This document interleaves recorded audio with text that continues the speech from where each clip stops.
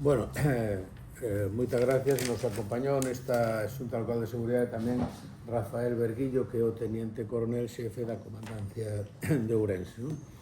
Que está de visita, estuvo presente na Xunta de Seguridade Local, está de visita de traballo e tamén institucional, non? Gracias por asistir, Rafa.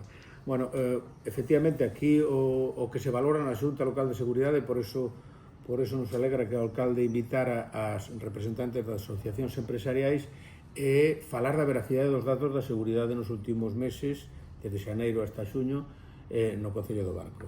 Entón, por unha parte, hai un problema, efectivamente, que hai un problema que todos sabemos que son os delitos contra o patrimonio centrados nos roubos en establecementos comerciais, pero globalmente nas tipoloxías de delitos, tanto leves como graves, nas tipoloxías de delitos graves, que son 12 tipoloxías, en 10 tipoloxías ou se descende o número de delitos ou se permanece igual, e en delitos leves en todos os casos ou descendemos ou estamos igual que no mesmo semestre do ano pasado.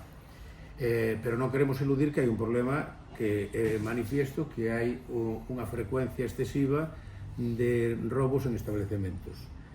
Son pequenos roubos, pero son moi molestos, causan alarma social e preocupación no sector do comercio, que para nós, para o alcalde, para a súa delegación, para a Guardia Civil e a Policía Local é moi importante, non? E iso é unha realidade.